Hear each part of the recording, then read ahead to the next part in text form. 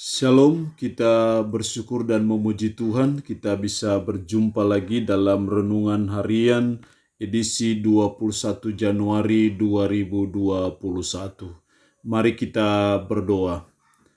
Puji syukur hari ini kami naikkan kepadamu ya Tuhan, karena anugerah Tuhan, kemurahan Tuhan yang sungguh nyata, luar biasa, mewarnai hidup kami sehingga Tuhan masih izinkan kami hidup, ada dan bernafas menikmati segala ciptaan Tuhan. Dan kami mau mengawali hari ini dengan kebenaran firman-Mu. Karena itu hamba berdoa, Roh-Mu yang kudus, tolonglah kami, urapilah dan berkatilah kami dengan kebenaran firman-Mu di pagi hari ini. Dalam nama Tuhan Yesus Kristus kami berdoa. Amin. Nats firman Allah yang menjadi perenungan kita bersama di hari ini saya ambil dari Injil Lukas pasalnya yang ke-8 ayat 22 sampai dengan ayatnya yang ke-25. Secara khusus kita baca ayatnya yang ke-25. Lalu katanya kepada mereka, "Di manakah kepercayaanmu?" Maka takutlah mereka dan heran, lalu berkata seorang kepada yang lain, "Siapa gerangan orang ini sehingga ia memberi perintah kepada angin dan air dan mereka taat kepadanya?" Demikian firman Allah di pagi hari ini yang mengajar kita mengenai badai pasti berlalu. Tidak mungkin badai itu seterusnya ada dan selamanya ada. Badai pasti akan berlalu. Seberat apapun, sesulit apapun, sesukar apapun badai itu, pergumulan itu, persoalan itu, ataupun kesulitan apapun, kita harus percaya dan kita yakini badai itu pasti akan berlalu. Dari kebenaran firman Allah di pagi hari ini, kita belajar bagaimana menghadapi badai dalam kehidupan kita. Kita akan belajar cara yang diajarkan Yesus, cara yang benar ketika diperhadapkan pada badai dalam hidup kita, kita harus bereaksi seperti apa? Apa yang harus kita buat? Apa yang harus kita lakukan? Dari nats yang kita baca tadi ayat 25, lalu katanya kepada mereka, "Di manakah kepercayaanmu?" Yesus tidak bertanya kepada murid-murid yang sedang dalam keadaan takut oleh karena diombang-ambingkan oleh ombak dan gelombang dengan pertanyaan, "Di manakah pengalaman kelautanmu? Bukankah kamu seorang pelaut yang sudah dari sejak kecil sudah ada di dalam lautan?" Tapi Yesus justru bertanya kepada inti permasalahannya, "Di manakah kepercayaanmu?" Itu artinya menunjukkan bahwa Yesus mau ketika murid-murid sedang menghadapi badai yang besar dalam hidup, supaya mereka punya kepercayaan, supaya murid-murid punya suatu keyakinan, karena itu cara yang benar dalam menghadapi badai dalam kehidupan murid-murid pada waktu itu. Termasuk juga dalam hidup kita sebagai umat, sebagai orang percaya. Yesus mengajarkan kita dalam menghadapi badai dalam hidup kita, apakah badai itu dalam bentuk pergumulan, persoalan, kesulitan, ataupun penyakit, penderitaan, apapun yang kita alami, Yesus mau kita harus punya kepercayaan. Kita harus punya keyakinan, karena keyakinan itu yang membuat badai pasti akan berlalu. Keyakinan apa yang harus saudara dan saya punyai, yang harus saudara dan saya miliki dalam menghadapi badai dalam hidup kita? Dalam ayatnya yang ke-22 bagian terakhir, "Marilah kita bertolak seberang danau, lalu bertolaklah mereka." Yesus yang mengajak murid-murid untuk bertolak ke seberang danau. Dan saya percaya Yesus tahu kalau akhirnya mereka akan mengalami ombak dan gelombang, menghadapi badai yang luar biasa dalam perjalanan mereka. Kalau Yesus tahu, berarti Yesus juga yang mengizinkan mereka mengalami badai dalam kehidupan mereka. Kalau Yesus mengizinkan, pasti Yesus juga punya maksud, punya tujuan yang baik ketika mengizinkan badai dialami oleh murid-murid pada waktu itu. Disinilah kita belajar keyakinan yang harus saudara dan saya miliki dalam menghadapi badai. Yang pertama adalah kita harus meyakini bahwa Tuhan punya maksud baik di balik badai yang kita alami. Tuhan punya rencana yang indah di balik badai yang saudara dan saya alami. Makanya dalam Roma 8 ayat 28 firman Allah berkata, kita tahu sekarang bahwa Allah turut bekerja dalam segala sesuatu untuk mendatangkan kebaikan bagi mereka yang mengasihi Dia, yaitu bagi mereka yang terpanggil sesuai dengan rencananya. Allah turut bekerja.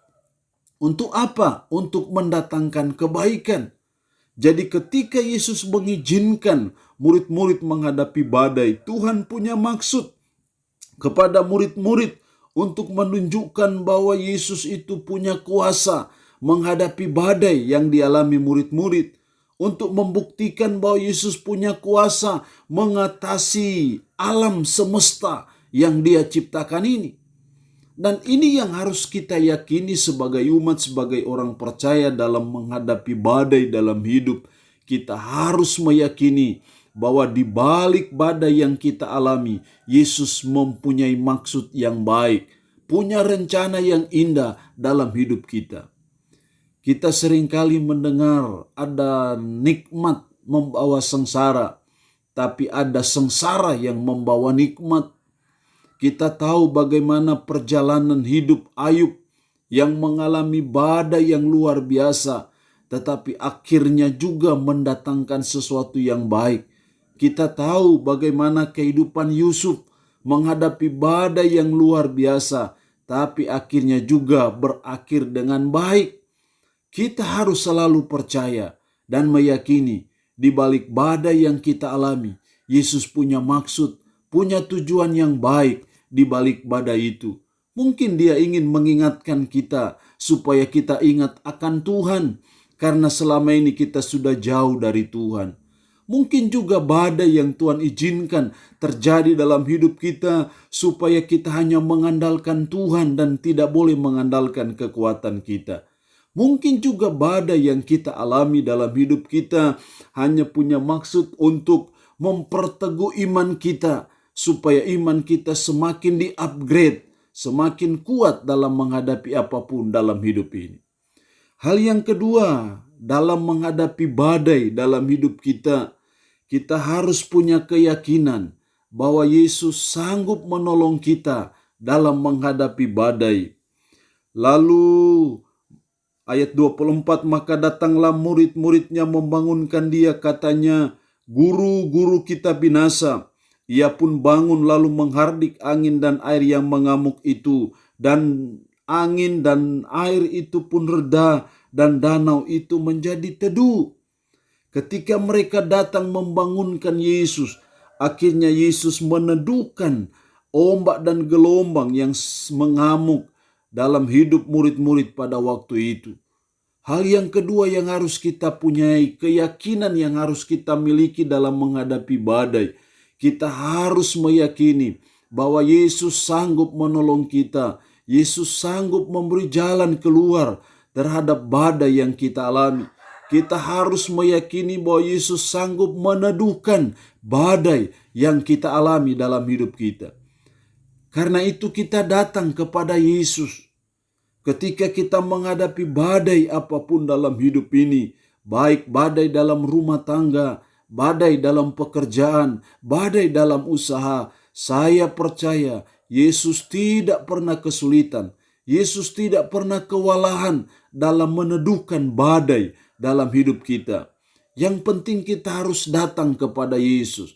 Yang penting kita harus percaya. Kita harus meyakini bahwa Yesus sanggup menolong saya.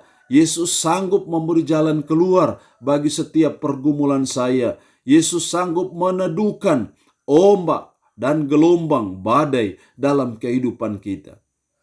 Itu berarti sebagai umat, sebagai orang percaya, apapun beratnya badai, besarnya badai yang kita alami, jangan pernah lari kepada orang pintar. Jangan pernah lari kepada dukun. Jangan pernah lari kepada kekuatan kita. Jangan pernah lari kepada manusia. Larilah kepada Tuhan. Larilah kepada Yesus. Minta tolonglah kepada Yesus. Karena saya percaya Yesus sanggup meneduhkan badai yang kita alami. Badai pasti berlalu. Tidak ada badai yang tidak akan berlalu. Pada waktunya dan pada saatnya badai itu juga akan berlalu. Karena itu firman Allah hari ini mengajar kita. Kita harus punya keyakinan dalam menghadapi badai dalam kehidupan kita. Badai apapun, kita harus memiliki keyakinan. Kalau kita sedang hampir putus asa, hampir kecewa, hampir frustasi dalam menghadapi badai dalam hidup kita, izinkan Yesus bertanya kepada Anda hari ini, di manakah kepercayaanmu?